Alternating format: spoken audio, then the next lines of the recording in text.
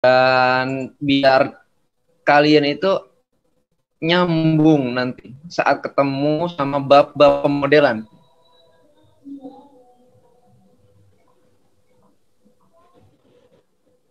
Sebenarnya harusnya ditaruh di semester yang lalu gitu, semester 4 sebenarnya, penting banget. Oke ya, jadi yang perlu dicatat ya, yang ini perlu diingat-ingat ya. Nanti tolong kasih tahu saya ya, slide-nya apa saja yang belum saya kasih. Banyak banget ya, saya nggak ngasih slide. Karena internetnya agak lambat, jadi saya nggak bisa ngupload ke Classroom, gagal terus. Susah banget nguploadnya di sini, internetnya masih belum bisa. Masih tethering pakai handphone ini. Ini lambat banget. Si pakai tethering.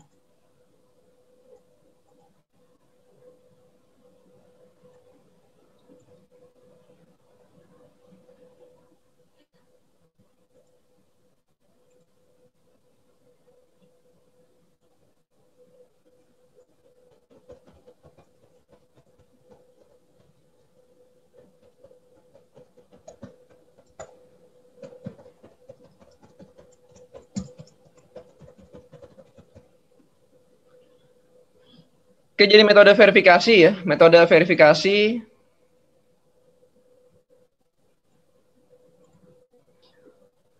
ya, jadi kita bisa ya memahami tujuan verifikasi ya. Perakiraan deterministik. Jadi perakiraan itu ada yang deterministik, ada yang probabilistik.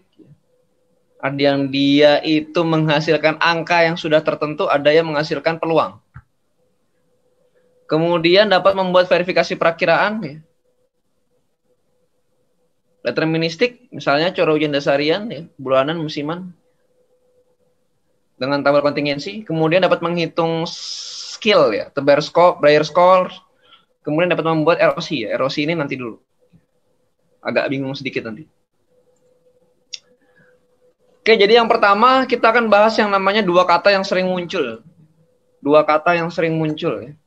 Ada dua kata yang sering muncul, yaitu namanya validasi ya. Kalau kalian buka jurnal pemodelan, ada validation. Kemudian kalau kalian buka jurnal prediksi, ada verification. Kadang-kadang ada evaluation. Kadang-kadang ada namanya assessment. Jadi kata-kata itu sama, artinya ngecek dengan data aslinya. Gitu ya. Kata-kata itu sama ya. Dia mengecek membandingkan dengan data asli, sama. Kadang-kadang suka tertukar-tukar ya. Kadang-kadang suka ketukar-tukar. Kadang-kadang di beberapa jurnal kata-kata itu kelihatan nggak ada bedanya. Ya tapi sudah akhir-akhir ini sudah konsisten ya, secara konsisten bahwa yang namanya verifikasi itu membandingkan perakiraan, forecast ke depan, prediksi, forecast ya, dengan nilai sebenarnya observasi. Jadi namanya perakiraan itu berbeda dengan simulasi. Bedanya apa nanti? Kita lihat. Kemudian validasi ya. Validasi itu adalah konfirmasi melalui pengujian. Kemudian penyediaan bukti objektif bahwa persyaratan tertentu untuk suatu maksud khusus dipenuhi oleh suatu model. Jadi validasi itu diuji. Modelnya yang diuji. Kalau verifikasi berarti ke depan. Kalau model berarti di dalam modelnya itu menghasilkan sesuatu. Diuji. Berarti kata kuncinya verifikasi itu terhadap suatu perkiraan, validasi terhadap suatu model. Satu model, satu perkiraan. Satu model, satu perkiraan. Jadi pada awalnya itu gampang diganti-ganti ya. Maksudnya bisa aja ya ditukar ya pada awalnya. Tapi sekarang mulai kelihatan polanya ya. Kalau di sini saya cari verification.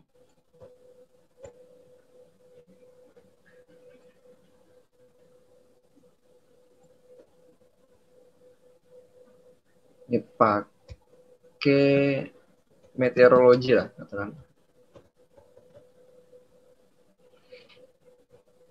Ya pasti dia berdampingan ya. Kalau verifikasi itu pasti dia berdampingan dengan yang namanya forecast. Ada forecast. Ini verification forecast ya.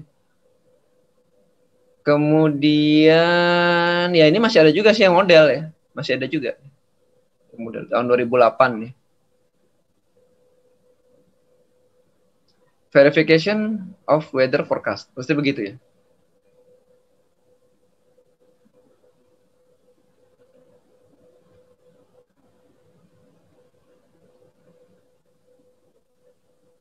Ya, verification of forecast berulang kali ya. Pasti kebanyakan verifikasi sama forecast ya. Artinya verifikasi itu prediksi, berarti verifikasi itu dilakukan terhadap prediksi atau perkiraan. Ya, ini kita bisa lihat bermacam-macam ini ya. Verification forecast banyak banget nggak kehitung ya, banyak. Tapi ada juga yang model, tapi lebih sedikit ya. Sementara kalau validation ya,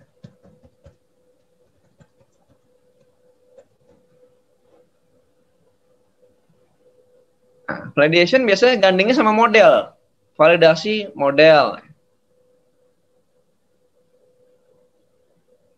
Kemudian ya masih ada yang forecast juga, masih ada ya, climate forecast model ya. Validation, kemudian mana lagi ya?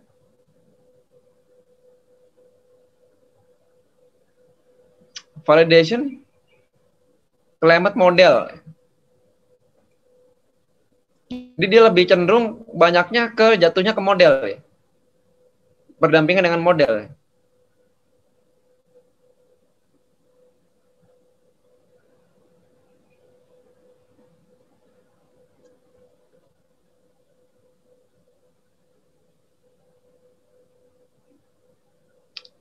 Validation model ya. Selalu gitu ya, validation model. Jarang ya, validation forecast ada cuman jarang. Selalu jatuhnya ke model. Jadi ya, kalau divalidasi itu adalah modelnya yang divalidasi.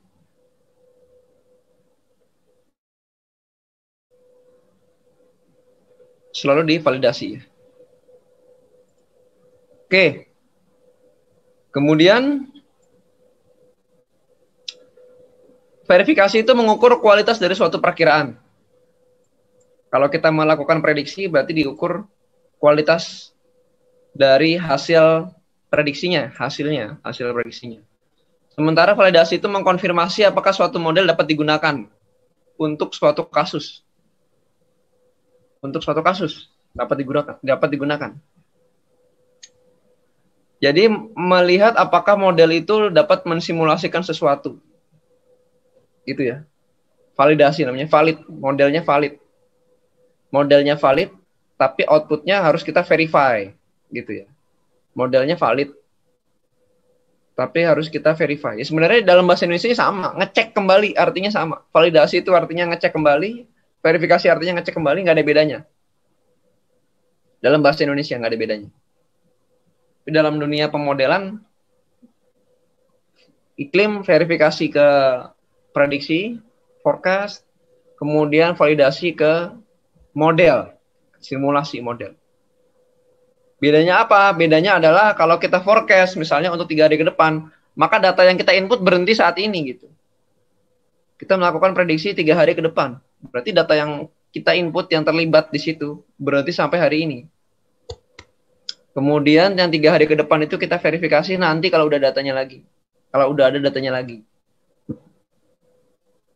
Ataupun berupa hindcase prediksi tapi ke belakang. Misalnya, kita mau melakukan prediksi dari tahun 2001 sampai 2020 menggunakan data 1950 sampai data tahun 2000. Ya. Artinya yang dilakukan oleh kita itu adalah sebuah prediksi. Karena data yang diinput berhenti pada tahun 2000 untuk memprediksi 2001 sampai 2020. Memprediksi tapi sesuatu yang ada di belakang kita sekarang ini, itu namanya hindcase. HINDCAST, hindcase. Hindcase itu ketika akan kita cek dengan data observasinya tetap namanya adalah verify, memverifikasikan. Sementara yang dimaksud dengan model yang divalidasi itu adalah kalau model itu datanya itu selalu masuk saat ini gitu. Kita memodelkan sampai kemarin ya. Dengan data yang ada kita pakai semua, memodelkan saat ini, kemarin ya, dan yang sudah berlalu gitu.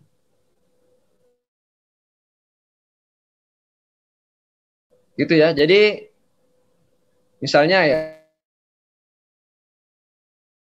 memprediksi saat ini gitu. Apa ya ini ya?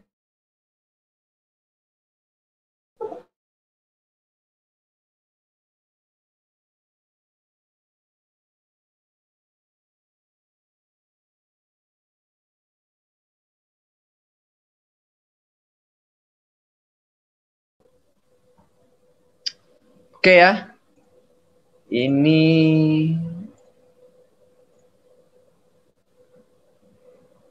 masih connect nggak ya? Masih connect ya? Oke.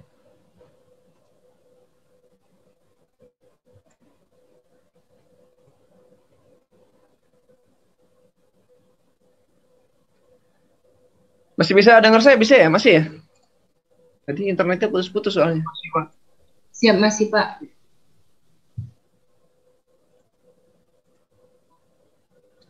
Oke, tujuan verifikasi ya. Kalau pada verifikasi, tujuannya adalah untuk, ya ini saya ambil dari kata bahasa Inggrisnya ya, biar kita sama-sama lihat perbedaannya sebelum ditranslate ya.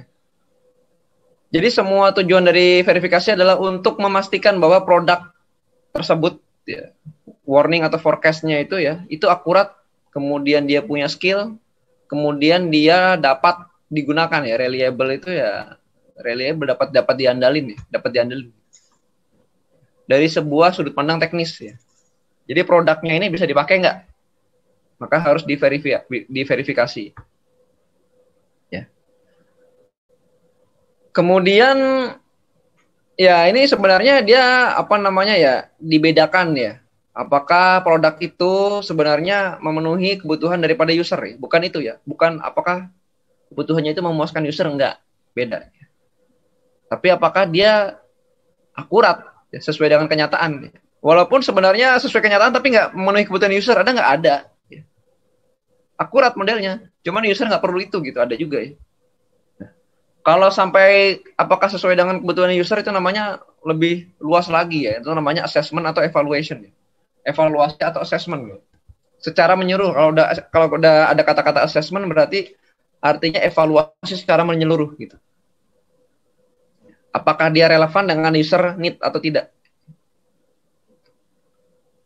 Contohnya perakiraan hujan BMKG misalnya. Perakiraan hujan BMKG menggunakan sebuah metode prediksi, itu dia tepat terus ya. Angka milimeternya tepat. Tapi ketika disampaikan itu tidak relevan dengan kebutuhan user. User itu nggak peduli berapa milimeter yang jatuh gitu. Misalnya, dia cuma peduli itu hujannya itu gimana, bikin banjir apa nggak banjir kan gitu. Makanya mulai dari sekarang ini kita bergeser dari tadinya quantitative based forecast ya, sekarang jadi impact based forecast. Impact-nya apa? Kalau impact-nya itu banjir nggak banjir misalnya. Itulah yang diminta oleh user, bukannya milimeternya tepat gitu. Misalnya ya ini ya. Tapi ada user-user tertentu yang minta milimeternya. Ya, mungkin dia mau di perencanaan tata air, mungkin dia di perencanaan perkebunan, pertanian. Bisa aja ya.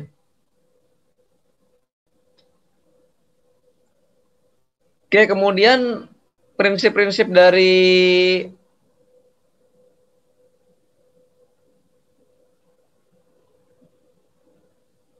prinsip verifikasi ya.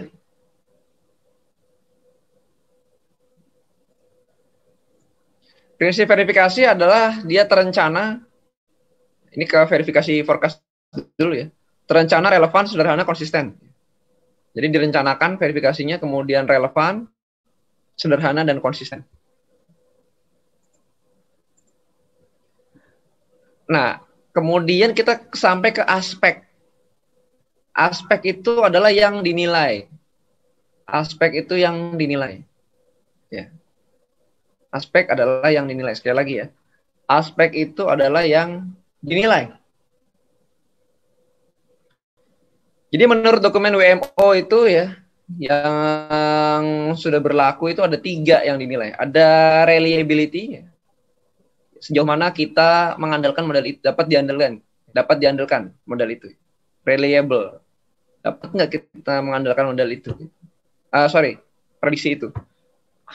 Kemudian akurasi, ya, ketepatannya bagaimana? Kemudian skill ini setara bahasa Indonesianya apa ya? Ya skill ya. Ini agak susah. Nanti kelihatan skill itu apa yang dimaksud dengan skill. Kalau diterjemahkan sih kehandalan. Saya biasa nerjemahin sih kehandalan.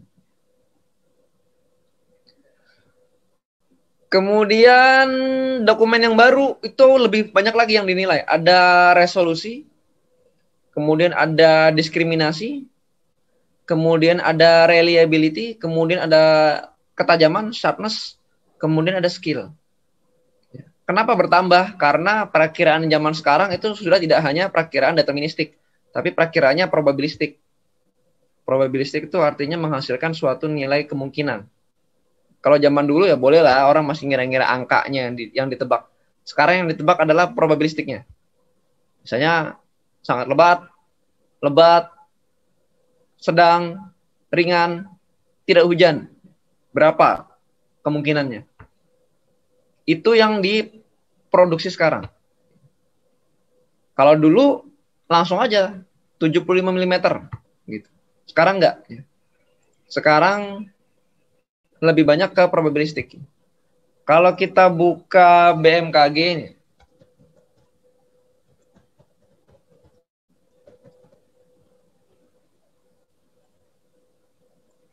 itu kita akan nemu mana ya?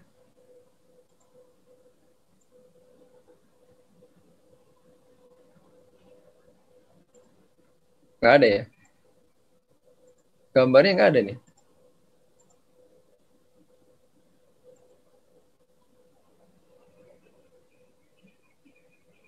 Kita akan nemu potensi hujan Jabodetabek ya. Mudah-mudahan bisa kebuka sih.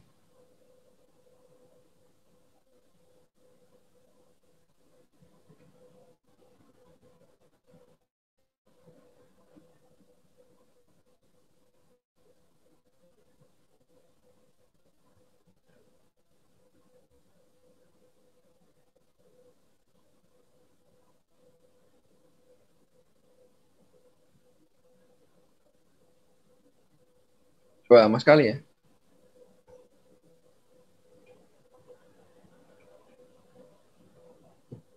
Nggak ada ya.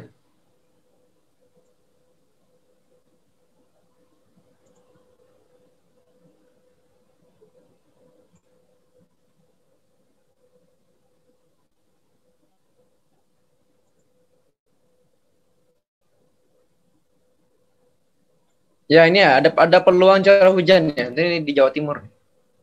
Dari stasiun klimatologi Karangploso ya. Malang. Ini ada probabilitasnya ya. Berapa persen? Kemudian ini adalah peluang curah hujan dari 51 sampai 150 di bulan depan ya. Jadi ini ini udah lama ya. Ya pokoknya per bulan itulah ya. Per bulannya ya. Nah, sekarang modelnya sudah sering ini ya. Saya 10 tahun lalu belum nemu ya kayak gini. Yang kayak gini masih ada di Bureau of Meteorologinya Australia. Tapi sekarang Indonesia sudah banyak menggunakan ini. Jadi kalau kita lihat peluangnya di sini kelihatan semua ya. Nah, ini memerlukan metode verifikasi yang berkembang. Karena cuma kalau ngandelin yang sudah lama itu hanya deterministik yang sesuai. Tapi sekarang kita bisa memasukkan resolusi, kemudian diskriminasi, kemudian sharpness. Kemudian metode dan indeks verifikasi ya. Nah, yang perlu dipahami bahwa ada kata-kata aspek, Aspek berarti sesuatu yang mau dinilai. Ada kata-kata metode dan indeks. Metode itu caranya gimana, indeks itu nilainya kayak apa. Instrumen penilaiannya. Misalnya begini. Aspeknya itu yang dinilai itu adalah curah hujan. Berarti indeksnya itu, ya satuannya itu yang bisa milimeter, bisa inci, bisa sentimeter. Kalau di luar negeri bisa sentimeter. Aspeknya apa lagi? Aspeknya penguapan. Maka satuannya apa? Satuannya milimeter, inci, sentimeter. Atau bahkan mililiter. Penguapan. Itu ya. Membedakan aspek sama indeks. Indeks itu ya lebih ke satuannya, instrumennya. Jadi indeks itu bisa macam-macam menilai hal yang sama bisa. Aspeknya apa? Aspeknya kalian ditimbang berat badannya. Berat badannya. Indeksnya apa? Indeksnya bisa pakai BMI, Body Mass Index, dinyatakan dalam BMI, atau dinyatakan dalam kilogram, atau dinyatakan dalam gram, atau dinyatakan dalam apa lagi? Newton. Sama aja ditimbang berat badan gitu. Pasti hasilnya akan selaras. Jadi nggak mungkin kalian secara di dalam satuan kilogram itu kemudian kalian ukur dengan satuan Newton itu tidak konsisten. Pasti konsisten. Pasti konsisten. Konsisten itu artinya kalau kilogramnya naik ya Newtonnya juga naik. Kilogramnya turun ya Newtonnya juga turun. Yang berbeda hanya angkanya berbeda ya. Angka dari satuannya itu resolusinya berbeda. Metodenya gimana? Ditimbangnya gimana ya? Ditimbangnya bisa aja ditaruh di timbangan. Atau bisa aja ditaruh di dalam celupin ke kolam renang. Ntar air yang dipindah itu berarti volumenya terus kemudian dikalikan dengan massa jenisnya. Nah, jadilah berat misalnya. Metodenya gitu ya, macam-macam. Caranya macam-macam. Atau ditaruh di neraca pegas misalnya. Bisa aja. Gitu ya. Jadi kata-kata aspek, kemudian indeks verifikasi, dan metodenya itu harus bisa dipisahkan.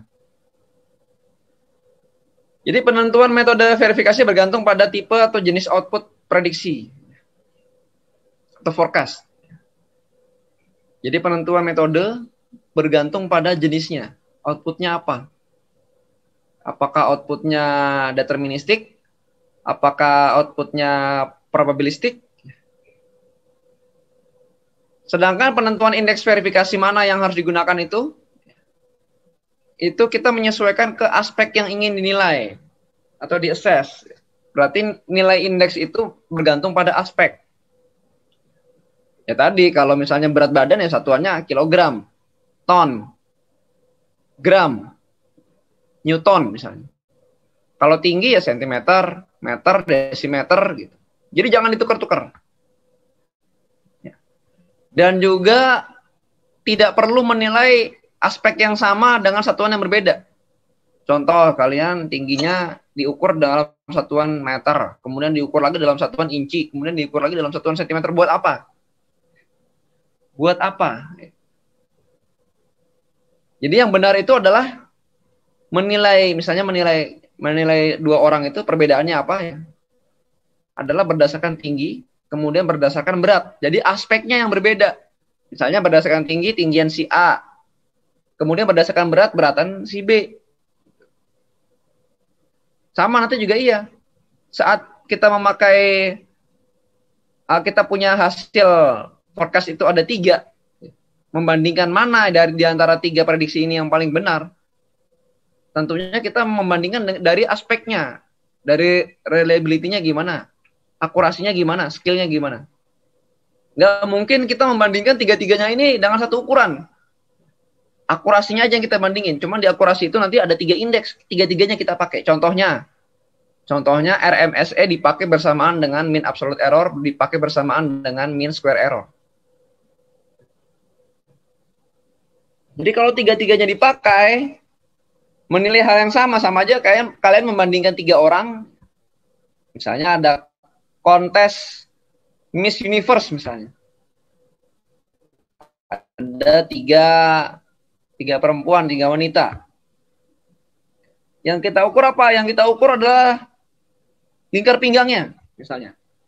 Lingkar pinggangnya satuannya kita ukur dengan satuan inci. Kemudian kita ukur lagi dengan satuan milimeter. Kemudian kita ukur lagi dengan satuan sentimeter. Buat apa ya? Misalnya, harusnya yang diukur apa? Lingkar pinggang misalnya. Kemudian kemampuan dia berbahasa Inggris misalnya. Kemudian kemampuan dia menghitung misalnya. Bisa aja kan? Kemudian apa lagi? Kemudian berat badannya bisa. Jadi mengukur itu dengan aspek yang berbeda. Ini sering sekali ditemui ya. Misalnya buka aja nih jurnalnya banyak banget nih.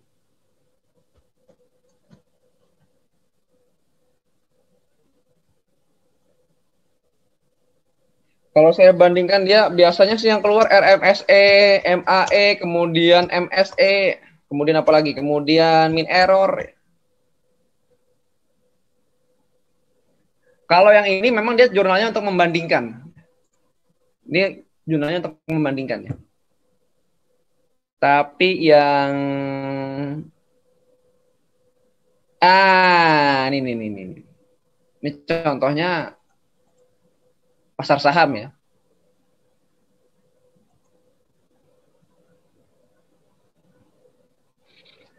Forecasting volatility in the Singapore stock market. Jadi ada prediksi stock exchange. Ya ilmunya sih sebenarnya ilmu statistik juga ya. Ketika kita membandingkan, kemudian metodenya apa, udah ada, kemudian ya mana ya nilainya ya. Nah ini nih. Dia mau melihat forecast error, berarti akurasi yang mau dia ukur. Aspeknya akurasi. Dia menggunakan RMSE dan MAE. RMSE dan MAE digunakan bersamaan. Kalau kita lihat, ya, dia punya forecast method ada 3. Ya. Metode forecasting ya, bukan verification method. Metode ada 3. Ya. Artinya 3-3-nya ini punya output prediksi. Mana yang mau dibandingkan ini? Ya mana yang paling bagus? Ada yang naif, EUMA, kemudian ada yang GARCH. Kita lihat sekarang. RMSE dan MAE ini tidak pernah bertentangan. Tidak pernah bertentangan. Boleh dicek? Boleh, silakan dicek aja. RMSE menurut ini periode 1 RMSE ini lihat semua ya, lihat semua nih, saya besarin. Nah, menurut RMSE-nya yang paling kecil adalah GARCH. Menurut MAE di periode 1, MAE-nya yang paling kecil adalah GARCH. Sama, ya sama, ukurannya sama. Kedua, dari mana nih? Dari RMSE ya, ini agak beda sedikit ya. Ada perbedaan sedikit nih. RMSE ini 42,9, ini paling kecil adalah EUMA. Kemudian MAE, kemudian ini adalah naif. Ini ada beda sedikit. Oke, periode 3. Ini yang paling kecil adalah EWMA. Kemudian ini yang paling kecil adalah GARCH, beda dikit. Kemudian yang ini RMSE. Yang paling kecil adalah yang tengah. MAE yang paling kecil adalah yang tengah. Artinya apa? Artinya kita mau narik kesimpulan bagaimana gitu. Karena aspek yang dinilai satu, ya. Aspek error. Coba satu lagi ditaruh korelasi, atau sekali lagi ditaruh skill. Kalau ini kita bingung mau bandingin. Memang seringnya sama, cuman ada perbedaan sedikit ya. Biasanya kalau yang banyak nilai negatifnya akan berbeda tuh antara RMSE dan MAE. Ketika dibandingkan, ini akan bingung narik kesimpulannya. Ini kesimpulannya yang mana ya? Mau ngikutin RMSE apa mau ngikutin MAE ya? Bingung. Kan bingung.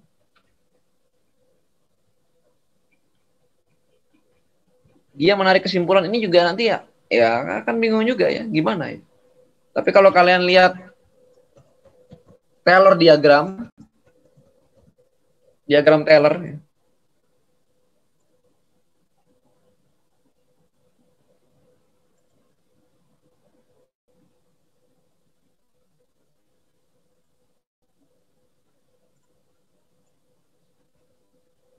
Aspeknya yang dinilai berbeda. Yang pertama adalah dia menilai korelasi. Korelasi ini aspeknya reliability. Kemudian berikutnya ya, dia menilai RMSE ya. Sini RMSE. RMSE menilai akurasi. Kemudian dia menilai normalized standard deviation. Ini merupakan skill. Jadi ada 3 yang dinilai. Model yang paling bagus yang mana? Model yang paling bagus adalah yang berada di daerah ini, yang paling dekat dengan lingkar ini ya. Kalau saya gambar lingkar. Nah, yang paling dekat ini nih. Yang paling dekat adalah yang biru ini. Ini yang paling bagus.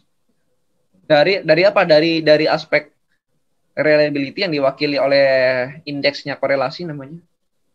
Akurasi yang diwakili oleh RMSE. Kemudian dari skill yang diwakili oleh standard deviation normalized. Gitu ya.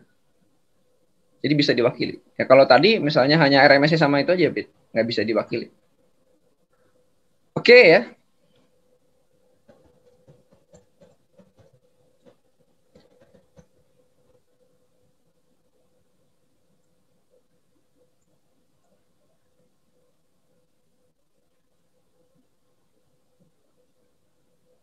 Ini saya perlu tekankan berulang-ulang karena ini penting. Karena penting buat skripsi kalian juga begitu biasanya. Ntar kadang-kadang ada RMSE dan MAE dibandingkan bersama-sama ya. Pertanyaannya adalah buat apa gitu. Kalau itu menghasilkan kesimpulan yang berbeda, kalian bisa nggak membandingkan? Nggak bisa. Kan sulit. Mau milih yang mana kan? Mendingan kalian membandingkan aspek yang lain. Oke. Kemudian tipe-tipe perakiraan ya.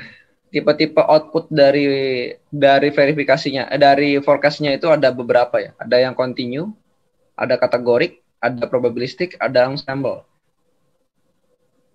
Jadi selain 2 tipe besar, tipe deterministik dan tipe probabilistik, maka kita punya data tipenya continue, kategorik, probabilistik, kemudian ensemble.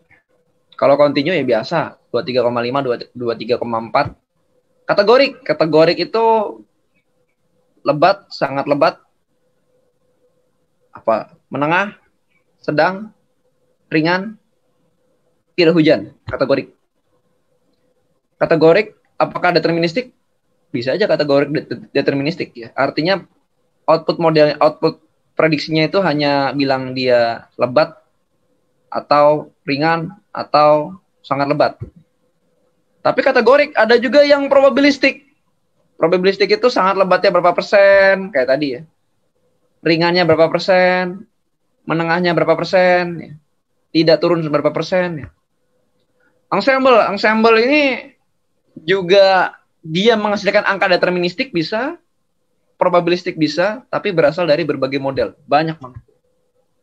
Jadi tipikal datanya ini banyak. Tipikalnya banyak.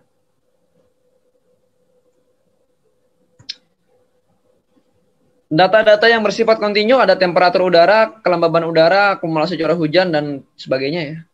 Datanya kontinu. Dan diprediksi secara deterministik. Artinya harus kena angkanya. Keluarnya angka.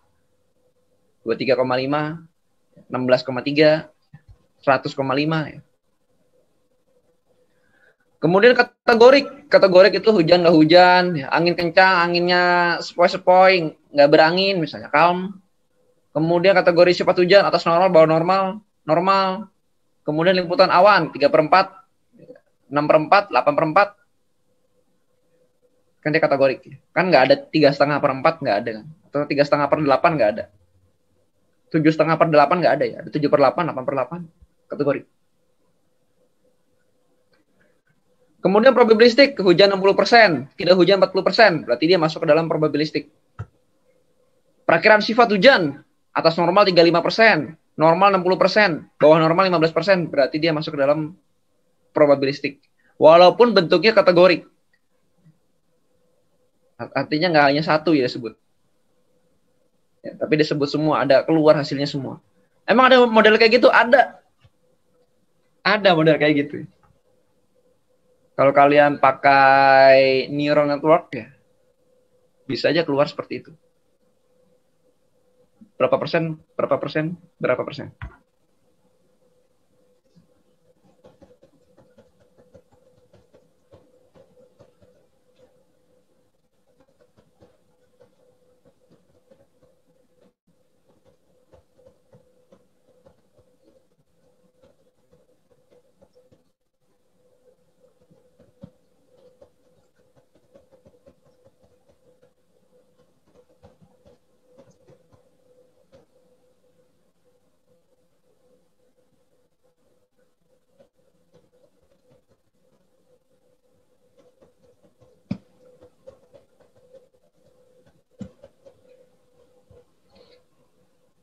Gitu ya.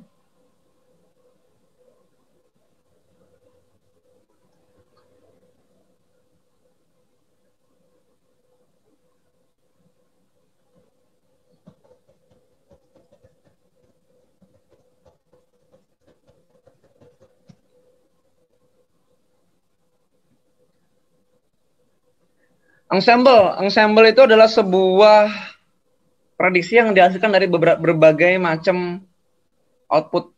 Outputnya ada 12. Persetujuannya di mana? Berarti dilihat di mana yang dia setujui di antara 12 prediksi tadi ya.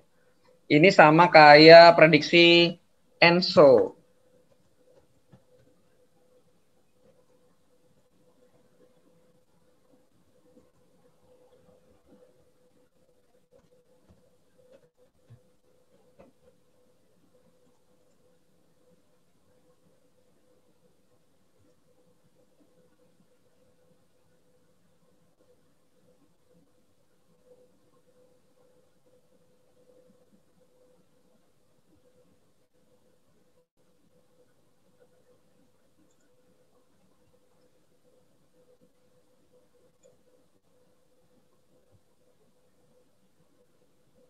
Sorry.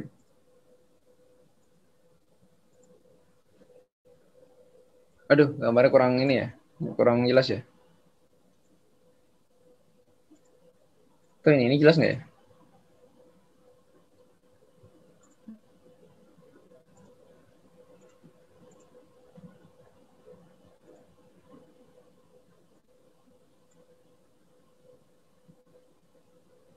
Ini terlalu sedikit. Ini agak banyak nih. Ya ini ya. Jadi ini adalah ensemble ya. Yang observasinya dari sini ke sini.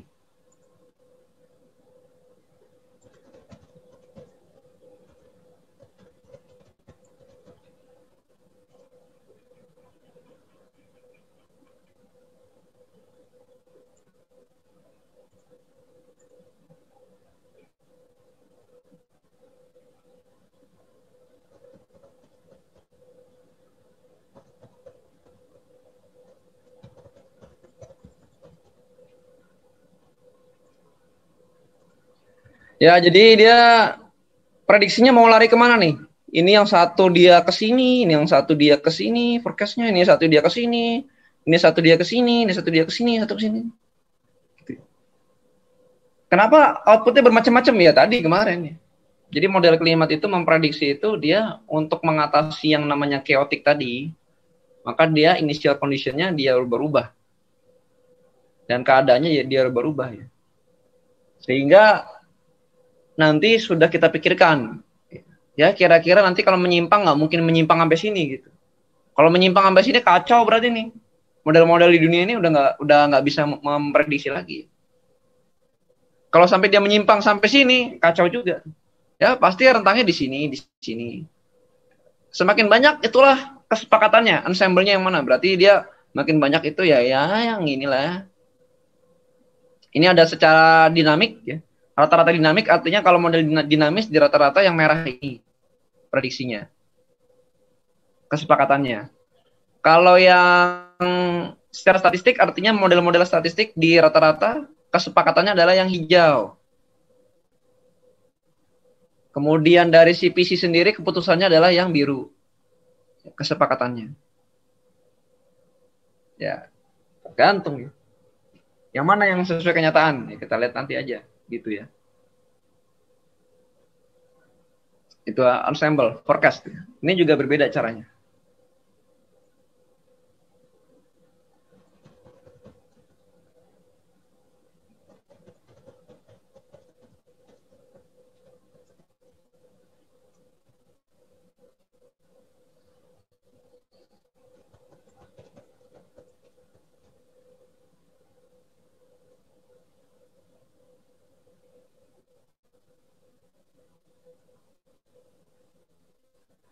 Kemudian ada tipe-tipe perakiraan. Tipe-tipe perakiraan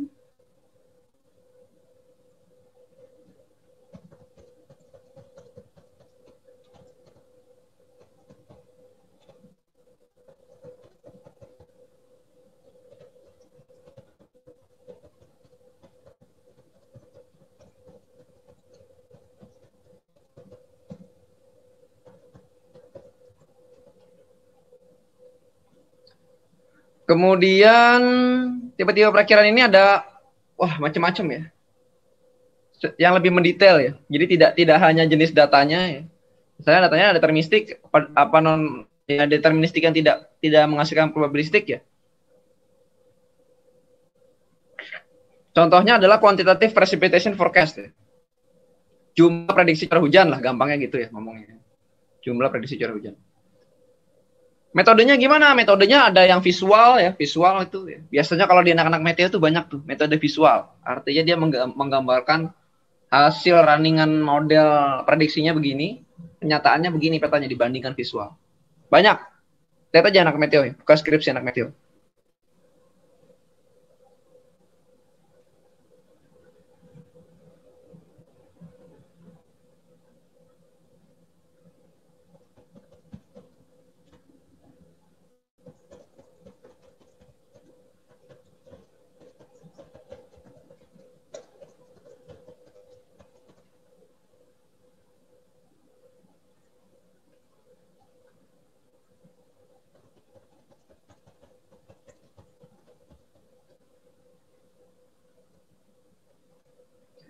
Kemudian dikotomus.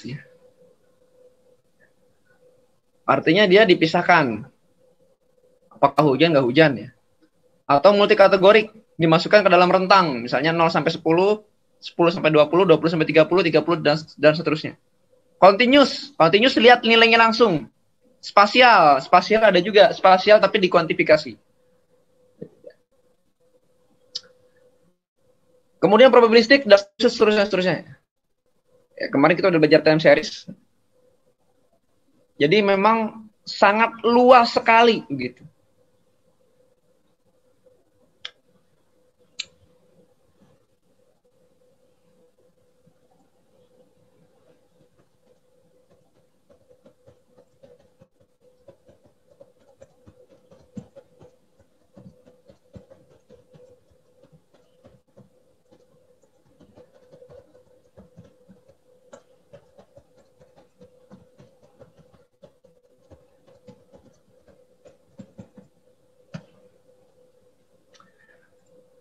Oke ya, kemudian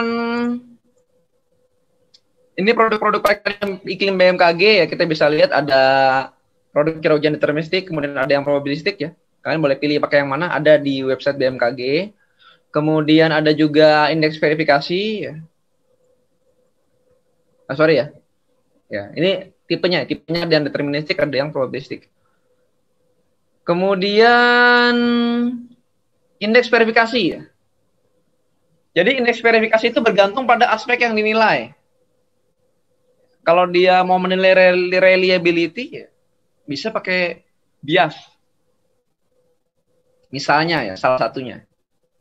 Kemudian kalau mau pakai akurasi, ya, dia bisa pakai RMSE, MSE dan lain-lain. Kemudian kalau pakai skill, ya dia bisa pakai Breyer skill, bisa pakai skill yang lain-lainnya. Nama-namanya ya banyak sekali ya, karena saking banyaknya tidak bisa dituliskan. Saking banyaknya instrumen penilaiannya ini banyak gitu, indeksnya ini banyak.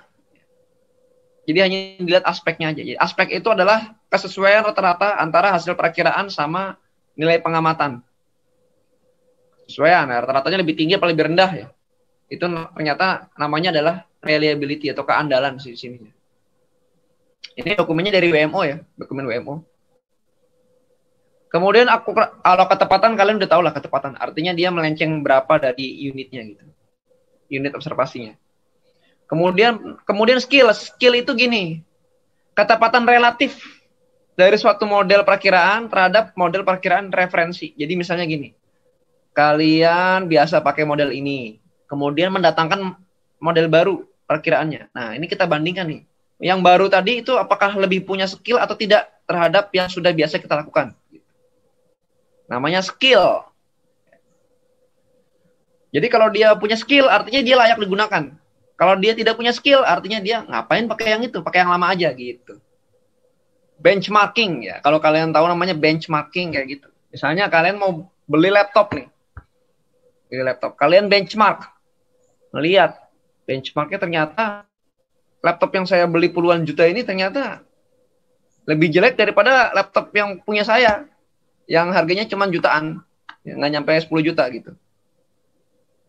Walaupun itu laptop sebagus apapun, sekeren apapun, misalnya kalian kalau mau lihat benchmarknya kecepatan processing GPU-nya gitu, lebih rendah, ya pasti ngapain beli yang mahal gitu kan. Kecuali nanti laptopnya lebih murah. Dengan lebih murah, benchmarknya sama-sama aja, hampir sama dikit gitu. Ya udah berarti bagusan yang lebih murah itu. Yang lama itu bisa dijual, bekasnya lumayan juga gitu, misalnya gitu. Jadi skill ini adalah benchmark. Apa namanya ya? Skill relatif itu, benchmark itu. Ada referensinya, ada acuannya.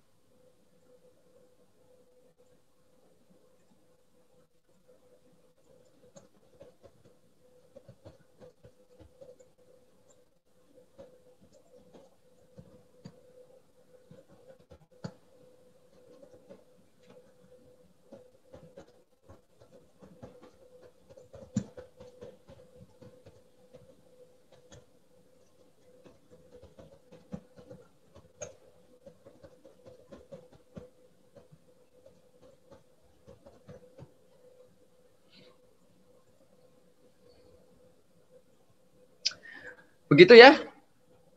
Don't forget ya, dilihat terus.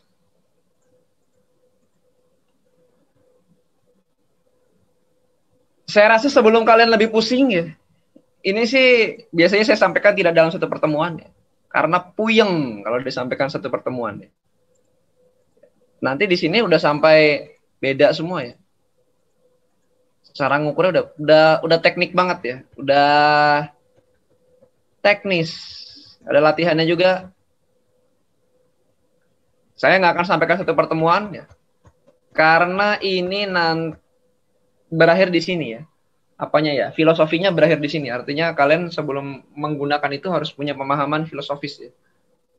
Dan kalian nggak bisa gunain tuh. Tahu doang bisa pakai, cuman ini artinya apa ya nggak tahu. Biasanya begitu. Silakan yang mau bertanya, saya persilakan.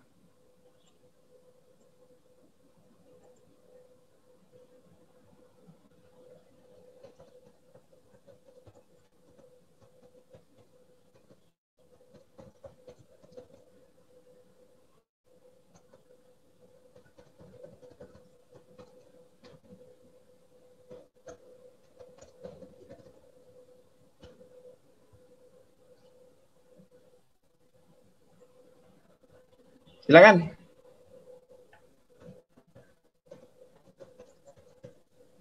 Izin Pak. Iya. Izin bertanya Pak. Ya gimana?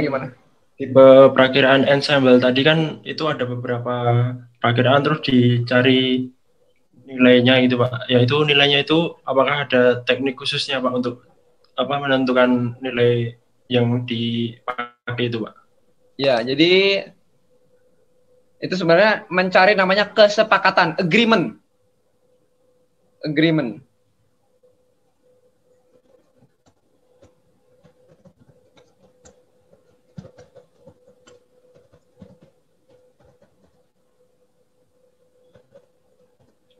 Jadi itu agreement ya, itu semacam musyawarah ya. Kalau kita bermusyawarah ini kan ada idenya A, B, C, D, E, F, G gitu. Itu kita cari titik temunya ya, agreement. Jadi selalu bahasa ininya agreement sih, bahasa tekniknya. Dari suatu ensemble itu ada agreementnya di mana. Cara nyarinya gimana? Cara nyarinya bermacam-macam. Ada yang namanya rata-rata, ada. Di rata-rata aja pokoknya bagi nilainya tengahnya berapa gitu. Ada median, nilai tengah. Nilai tengah beda ya sama rata-rata ya, beda. Ada lagi rataan berbobot. Artinya pada model tertentu kita taruh kepercayaan lebih. Sisanya kita tidak. Misalnya 3 kali model A ditambah 2 kali model B ditambah 1 kali model C dibagi 7 misalnya. Bagi 6. Gitu.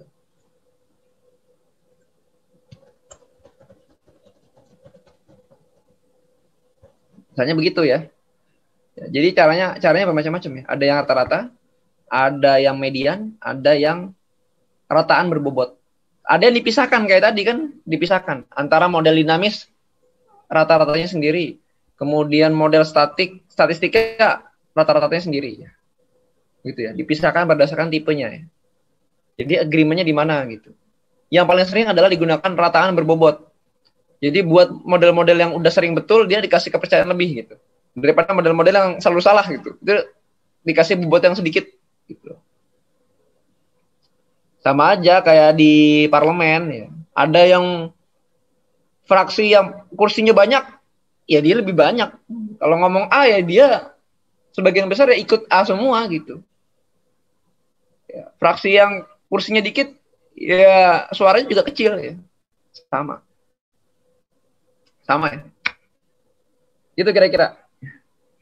Silakan ada lagi?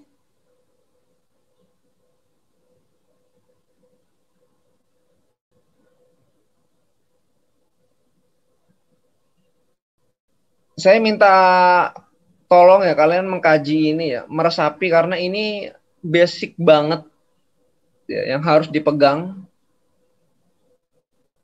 harus dipegang. Tolong pelajari, saya kasih PPT dulu ya. Kalian tugasnya adalah mempelajari dulu, mempelajari sini. Karena ini nanti kalian nanti bisa memikirkan nanti ini kira-kira mau saya validasi apa verifikasi pakai apa gitu. Jadi sebenarnya sama saja. Caranya sama saja, cuma namanya doang beda ya. Verifikasi dan validasi itu caranya sama saja. Walaupun validasi itu ada teknik khusus ya. Ada yang namanya cross validation. Itu ada teknik khusus. Nanti gak bang, belakangan.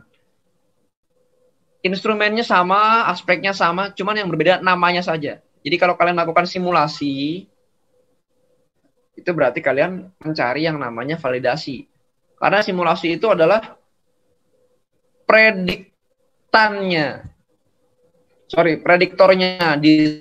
di saat T, artinya yang digunakan untuk memprediksi itu adalah di saat T.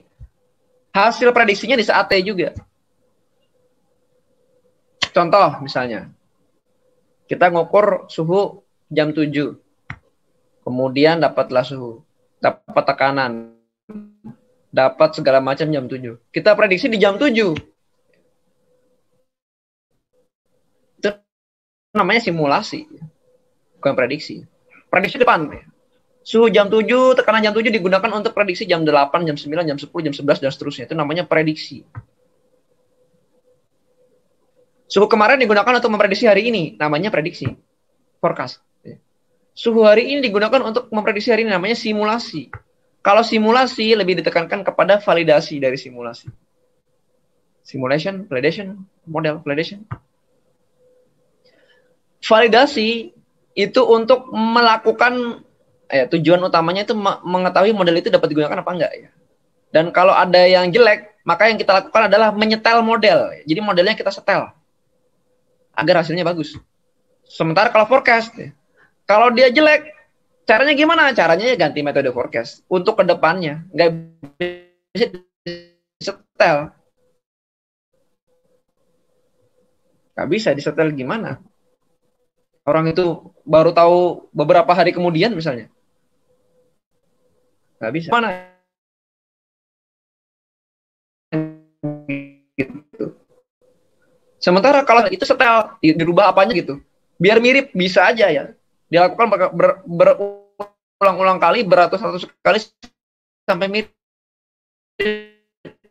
Bisa. Misalnya ini kemarin pakai ini setelannya bagus, sekarang jadi jelek. Besok jadi bagus, besok jadi jelek gitu ya. Selalu begitu ya. Ya dipelajari dulu ya, ntar akan saya kasih PPT-nya, tolong nanti diingatkan saya biar mengisi Google Classroom-nya itu. Biasanya saya taruh di situ, cuman beberapa hari ini internet kampus agak susah. Jadi lama sekali saya upload.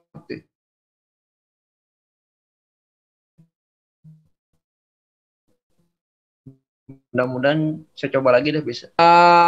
Absennya akan saya absen dulu ya. Mantap ya.